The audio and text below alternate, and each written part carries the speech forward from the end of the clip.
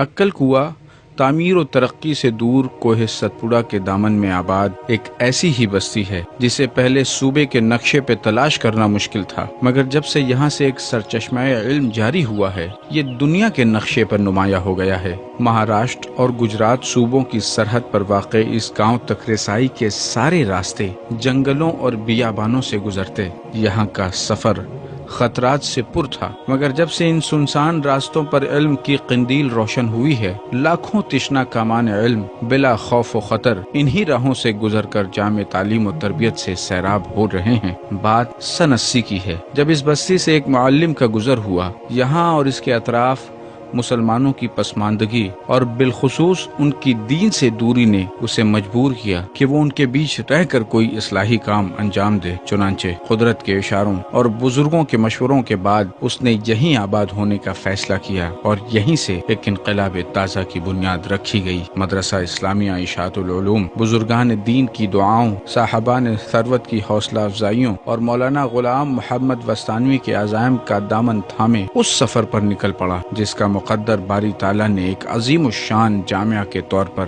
متعین کیا تھا۔ جب ہم اکل کنواں پہلی بار آئے، ہمارے دوستوں اور شاگردوں کی دعوت پر ایک ہی بات اللہ کی طرف سے دل میں بار بار آتی رہی کہ یہیں بیٹھ جاؤ۔ ہمارا پہلا سفر پورا کر جب اپنی جگہ پر دارالعلوم کنتھاریا جہاں میں خدمت کر رہا تھا پہنچا، میں نے وہاں پہنچ کر ہمارے اکابرین علماء کو خطوط لکھے۔ اتفاق کی بات ہے کہ ہر ایک کا جواب بھی یہی آیا۔ چنانچہ میں ان بزرگوں کے مشورے سے پھر میں نے اکل کنواں کے بارے میں اپنے دل میں یہ بات ٹھان لی کہ اب مجھے اپنی زندگی کے جتنے بھی دن باقی ہے وہیں گزرنا ہے، وہیں مرنا ہے۔ گاؤں کی مکرانی پھلی مسجد سے متصل ایک چھوٹے سے کمرے میں چند طلبہ اور مولانا یعقوب و حافظ اسحاق صاحبان کی رہنمائی میں درس و تدریس کا یہ قافلہ چل نکلا۔ مولانا غلام محمد وستانوی کے اخلاص کو دیکھتے ہوئے جلد ہی بستی کے لوگ بھی اس مشن سے جڑنے لگے۔ مولانا کی ایک آواز پر